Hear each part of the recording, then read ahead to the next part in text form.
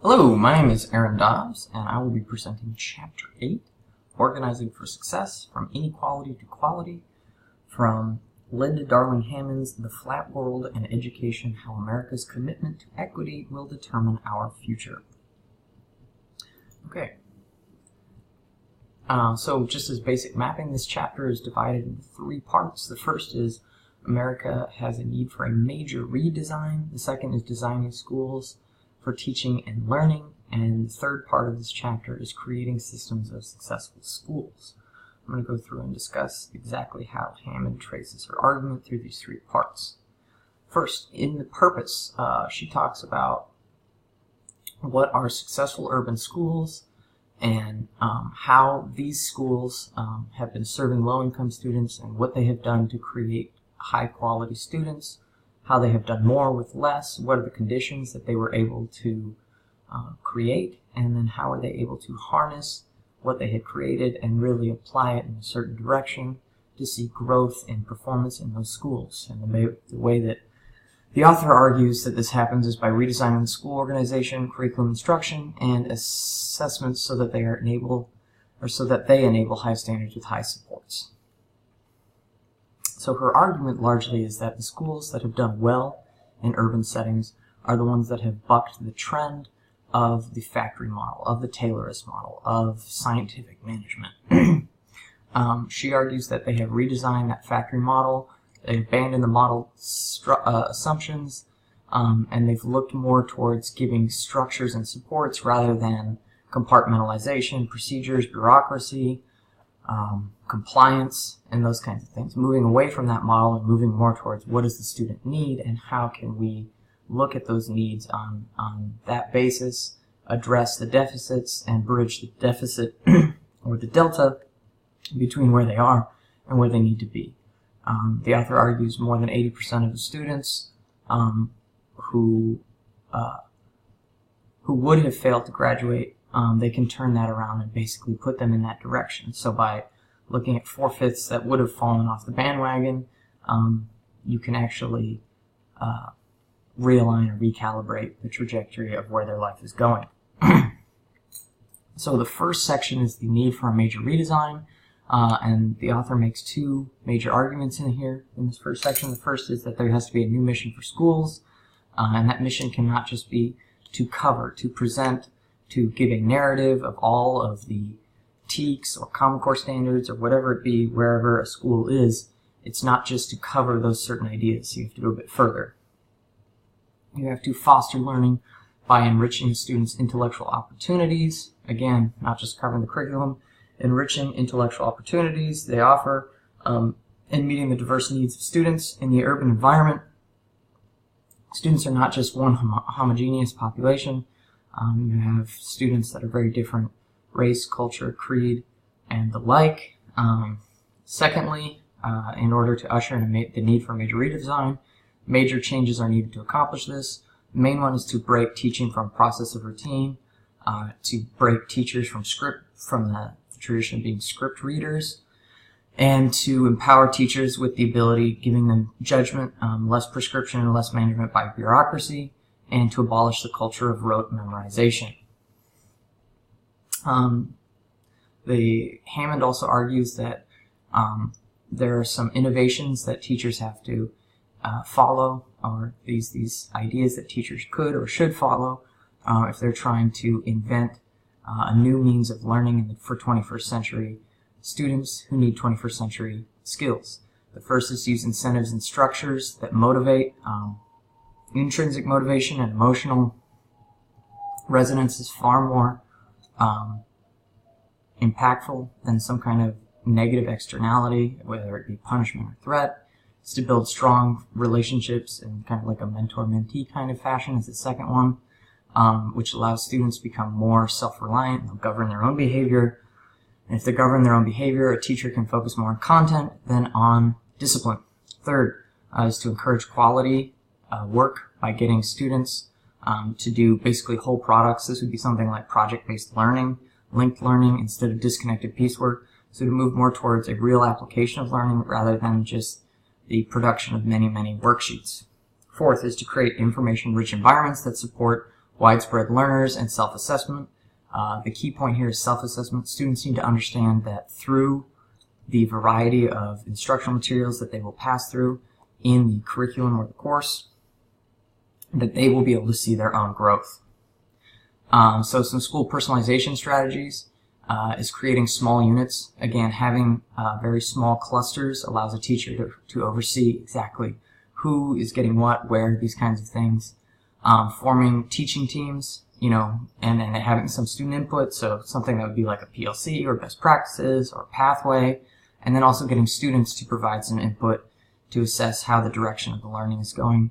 Again, common planning and keeping the parents involved. And fourth is just fostering cooperative learning. Again, if you want to personalize learning, one way that works really well with this is to use project-based learning and allow a team of students to really create the kind of learning that they want to make.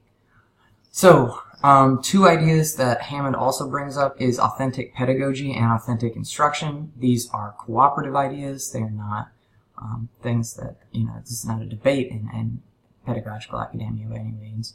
This is two ideas that are meant to come together. And the idea is that instruction, curriculum, and assessment if it's pedagogy, is looking for students to provide real world context, and so they use knowledge as experts do, so that they're becoming mini historians or mini scientists. Again, knowledge as disciplinary experts, mini economists. They're emulating what people would do in the field, so the students can get a feel for what a real life career-based education is going to be pushing them, and in what direction it would push them. Authentic instruction. This is, calling upon higher mental faculties, higher order thinking, critical writing, extended writing, these kinds of things. So students are being pushed in a certain way. Okay, successful model for urban schools. Hammond argues that a huge part of an urban school being successful is limiting class size, small sizes for school or learning communities. And when it's small, a teacher's focus is not spread everywhere. As a teacher who in their first year had 235 students in 6 sections, it was impossible to follow every student. And then you throw in mainstreamed ESL and special education students, and at that point you're just trying to survive. And it's very difficult to be in an opportunity where all the students who deserve the resources that they should have need to be thriving, not just surviving. So by having a small school, this allows you to structure smaller clusters that allow for personalization. Again, smaller groups means that you can give more targeted feedback much more quickly, which means you can push kids in a direction that's going to be more intellectually challenging. Again, with that feedback, you can look at their performance and evaluate much more easily. You can reorient the direction of the curriculum based on that. These kinds of things. It's easier to plan with other teachers if you guys know what students you have, because they're so small students and it's shared. So again, Hammond makes 3 major arguments. The first is that the urban schools that are the most successful are the ones that limited their school population 300 to 450. I do not know of any high school in HISD that could limit like that. That wouldn't be a magnet program or something like that. And the main benefit that they argued is that this would increase safety, and in increasing safety, it will improve student attitude, student attendance, student participation. The parents know, and once it's a safer environment, it's demonstrably proven to lower the dropout rate. Another thing that works very well with student performance in personalization, reducing class sizes, is having advisory systems. Hammond argues that having systems where you have 15 to 20 students who are met with several times a week allows the advisor basically to check up on the students, build personal relationships, track them, see how they're going. It is definitely a mentor-mentee kind of system. So Hammond also provides some arguments as to why innovation is undone and stifled. The arguments that the author makes is that urban districts eat their young. Basically, after a while, there will be some new fantastic changes. As time goes on, there's personnel changes. You get a new superintendent. They don't fully understand what was going on. They go back to basics.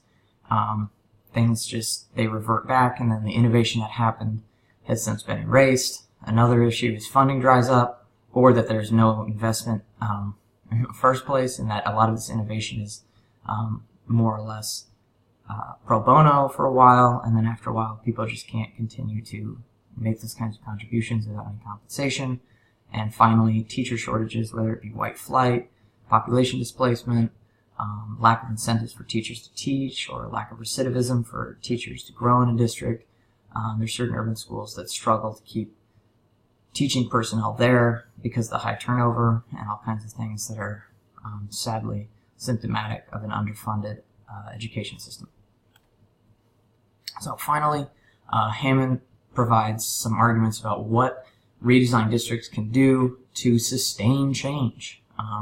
And that's mainly, the argument is to move past this idea of ad hoc bureaucracy, this idea that an institution will come in and try and fix up what was previously done. And the best way of stating this, and I'll jump forward to it a little bit, is instead of, doing things right, it's doing the right things.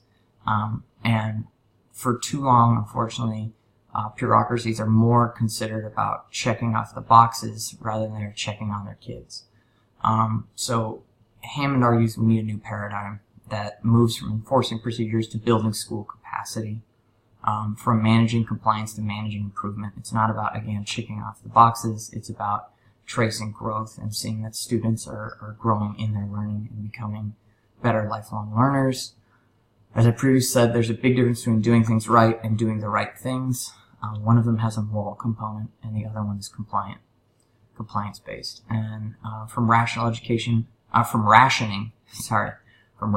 as in artificially limiting a supply, educational opportunities to expanding successful programs, giving all students who need an education a chance, again, moving from inequality to quality education, from ignoring compounding failure in schools to reallocating resources. Simply put, there is demonstrable evidence that shows that certain urban districts are not getting the same personnel and funding resources that other suburban districts have.